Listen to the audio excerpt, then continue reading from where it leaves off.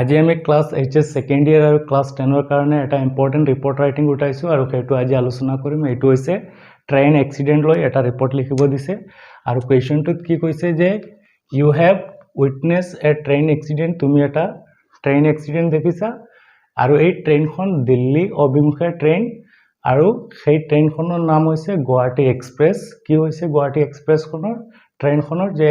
God ডিৰেইল যে train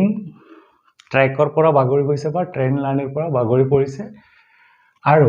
আমাক এটা ৰিপৰ্ট লিখিব দিছে। Write a report in 100 or 125 ৱৰ্ডছৰ ভিতৰত আমাক এটা ৰিপৰ্ট লিখিব লাগে আৰু সেই ৰিপৰ্টটো to be publish in the Sentinel Guwahati আৰু সেই ৰিপৰ্টটো চেণ্টিনেল বাতৰি কাকতখনত প্ৰকাশ পাব আৰু কৈছে ইউ আৰ জয়ন্ত আৰু জুৰি, তুমি জয়ন্ত নতুবা জুৰি আৰু সেই বিষয়ে তুমি এখন ৰিপৰ্ট লিখিব লাগিব। এতিয়া আমি কেনেকৈ ষ্টাৰ্ট কৰিম? ফাৰ্ষ্টত আমি ষ্টাৰ্ট কৰিম যে হেডিংটো দিম। হেডিং কি হ'ব? যিহেতু ট্ৰেইন এক্সিডেণ্টৰ বিষয়ে সেইকাৰণে আমি হেডিং দিম ট্ৰেইন এক্সিডেণ্ট। ইয়াৰ পিছত দিম যে কিমানজন মৰিছে, যে 30 জন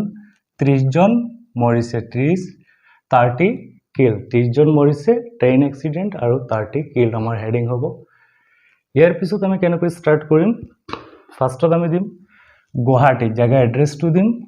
আৰু ইয়াৰ পিছত দিম তাৰিখটো মে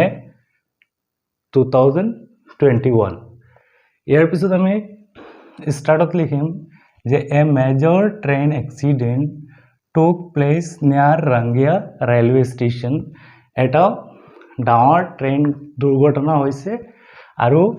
টুক প্লেচ মিন্স ঘটিছে, ক'ত ঘটিছে? নিয়াৰ Rangiya railway station, Rangia railway ষ্টেচনত, ৰংগিয়া ৰেলৱে ষ্টেচনৰ ওচৰত এই ঘটনাটো ঘটিছে। এট এৰাউণ্ড 5:30 AM yesterday, যোৱাকালি প্ৰায় 5:30 AM এই ঘটনাটো ঘটিছে আৰু the accident happened when the Delhi bound Assam Kranti Express ran into the stationary Dibru Magad Mail। এই ঘটনাটো ঘটিছে য'ত যেতিয়া দিল্লী অভিমুখে আসাম ক্ৰান্তি এক্সপ্ৰেছ ট্ৰেইনখনে কি কৰিছে? খুন্দা মাৰিছে। ৰেম মিন্স খুন্দা মাৰা। কাক খুন্দা মাৰিছে? Into a stationery Dibru Magadha mail, এখন মানে ষ্টেচনত ৰখি থকা ষ্টেচনাৰী ট্ৰেইন এখন ৰখি থকা, সেই ট্ৰেইনখনৰ নাম আছিলে ডিব্ৰু মাগধ মেইল। ট্ৰেইনখনক কি কৰিছে? খুন্দা মাৰিছে। কোনখনে খুন্দা মাৰিছে? দ্য আসাম ক্ৰান্তি এক্সপ্ৰেছে দিল্লী অভিমুখে যোৱা সেই ট্ৰেইনখনে এখন ষ্টেচনত ৰখি থকা ট্ৰেইন যোনখন হৈছে ডিব্ৰু মাগধ মেইল, সেইখনক কি কৰিছে? খুন্দা মাৰিছে। ইয়াৰ পিছত the Assam Kranti express collided head on with the Dibru Magad Mail coming from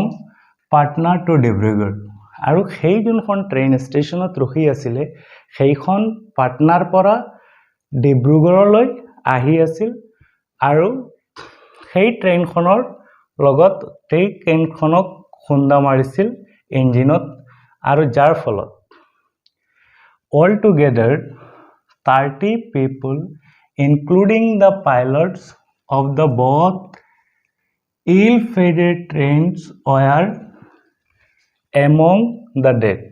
আৰু তাৰ ফলত কি হৈছে? 30 জন মানুহৰ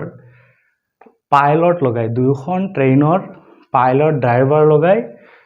কি হৈছে? 30 জনৰ মৃত্যু হৈছে আৰু সেই 30 জনক কি বুলি কৈছে? ইল-ফেটেড, মানে বেয়া নচিব, সিহঁতৰ নচিবেই ভাল নহয়, মানে বেয়া নচিব সিহঁতৰ। ইয়াৰ ভিতৰৰ মানে 2জন পাইলটৰো মৃত্যু হৈছে। ইয়াৰ পিছত কৈছে যে অলমষ্ট 250 পেছেঞ্জাৰ, এই দুয়োখন ট্ৰেইনৰ 250 জন পেছেঞ্জাৰ যাত্ৰী কি হৈছে? ৱেৰ ইনজিউৰ্ড, আৰু ইয়াৰ 250 জন যাত্ৰীৰ মৃত্যু হৈছে আৰু 30 জনৰ 30 পিপল ইনক্লুডিং ড্ৰাইভাৰ লৈ 30 জনৰ মৃত্যু হৈছে আৰু 250 জন ইনজুৰ্ড হৈছে জখমী হৈছে আহত হৈছে ইয়াৰ পিছত কৈছে যে লোকেল এডমিনিষ্ট্ৰেশ্যন যে স্থানীয় যোনটো প্ৰশাসন এণ্ড ৰেলৱে অফিচিয়েল ৰেলৱে বিভাগে আৰু স্থানীয় প্ৰশাসনে কি কৰিছে have taken up the steps to provide immediate medical help আৰু স্থানীয় প্ৰশাসন আৰু ৰেলৱে বিভাগে কি কৰিছে তৎক্ষণাত কি কৰিছে ইমিডিয়েট মেডিকেল হেল্পৰ ব্যৱস্থা কৰিছে ইয়াৰ পিছত কৈছে about 40 seriously injured person যে যিকেইজন 40 জন আছিলে মানে একদম বেয়াকে আহত হোৱা সিৰিয়াসলি ইনজুৰ্ড যে কেইজন হৈছিল সেই কেইজনক are taken to the GMC for treatment আৰু সেই কেইজনক GMC ভৰ্তি কৰোৱা হৈছে ট্ৰিটমেন্টৰ কাৰণে ট্ৰিটমেন্ট ইহঁতক GMC দিয়া হৈছে আৰু বাকিখিনি the rest আৰু বাকি যি কেইজন আছিলে of the injured were released and sent home after providing first aid at Rongia CHC এতিয়া যিন কেইজন বাকি আহত কেইজনক এৰি দিয়া হৈছে গৰত যাব দিয়া হৈছে কিছুমান সহায় দিয়াৰ পিছত ইয়াৰ পিছত কৈছে যে ইনিশিয়াল প্ৰথম ৰিপৰ্টখনত প্ৰথম যোনটো ৰিপৰ্ট আছিল ইনভেষ্টিগেশ্যন ৰিপৰ্ট মতে প্ৰথম অৱস্থাত কি কৈছিলে points out the human error as the cause of accident আৰু যোনটো এক্সিডেণ্ট হৈছিলে যে প্ৰথম ৰিপৰ্ট মতে কৈছে যে এইটো এটা মানৱ ভুল আছিলে হিউমেন এৰৰ এইটো এটা মানৱ ভুল আছিলে আৰু যাৰ ফলত এই এক্সিডেণ্টটো হৈছে এই কজটো হৈছে এই ঘটনাটো হৈছে হাউএভাৰ ইয়াৰ উপৰিও কি হৈছে the actual facts will be clear only after the investigation are completed কিন্তু এতিয়া প্ৰথম অৱস্থাৰ যোনটো ৰিপৰ্ট সেই ৰিপৰ্ট মতে এইটো হৈছিল হিউমেন এৰৰ মানৱ ভুল বাট আসল যোনটো কাৰণ আসল যোনটো ৰিজন হ'ব সেইটো যেতিয়া পুৰা ইনভেষ্টিগেশ্যন হ'ব তাৰ পিছতহে পোৱা যাব যেতিয়া পুৰা ইনভেষ্টিগেশ্যন হ'ব তেতিয়াহে আসল ৰিপৰ্টটো আসল কাৰণটো পোৱা যাব যোনটো দুৰ্ঘটনা ঘটিছে ইয়াৰ পিছত কৈছে দ্য ৰেলৱে মিনিষ্টাৰ যে ৰেলৱে মিনিষ্টাৰে হেজ এনাউন্স কৰিছে কি এনাউন্স কৰিছে যে এন এমাউণ্ট অফ ₹1 লাখ যে এটা পইচা দিয়া হ'ব 1 লাখ টকা কি হিচাপে এজ এ কম্পেনসেশন মানে ক্ষতিপূৰণ হিচাপে 1 লাখ টকা এটা দিয়া হ'ব টু ইচ অফ ফ্যামিলি যে যোন কেইজন মৰিছে সেই কেইজনৰ প্ৰত্যেক মানে মৰা প্ৰত্যেকজনৰ ফ্যামিলিক 1 লাখ টকাকে ক্ষতিপূৰণ হিচাপে কম্পেনসেশন হিচাপে দিয়া হ'ব অফ দ্য ডেথ যোন কেইজন মৰিছে এণ্ড আৰু 20,000 to each of the injured family আৰু যি কেইজন মানে জখমী আহত হৈছে সেই কেইজনক 20,000 কে দিয়া হ'ব বুলি ৰেলৱে মিনিষ্টাৰে এনাউন্সটো কৰিছে ইয়াৰ পিছত the minister also assured that মিনিষ্টাৰে যে ৰেলৱে মিনিষ্টাৰে লগতে assured কৰিছে নিশ্চিত কৰিছে কি নিশ্চিত কৰিছে যে immediate steps will be taken যে নিশ্চিত কৰিছে যে immediate জলদি ইয়াৰ step লোৱা হ'ব ইয়াৰ steps লোৱা হ'ব আৰু to avoid such accidents in future to avoid means প্ৰতিহিত কৰা যাতে এই ঘটনাটো আৰু নহয় তাৰ অ্যাসুৰেন্স দিছে ৰেলৱে মিনিষ্টাৰে যে ভৱিষ্যতত যাতে এনেকুৱা কোনো এক্সিডেন্ট দুৰ্ঘটনা নহয় তাৰ কাৰণে ৰেলৱে মিনিষ্টাৰে ইমিডিয়েট অ্যাকশন ল'ব সেই অ্যাকশনটো জলদি ল'ব স্টেপছটো ল'ব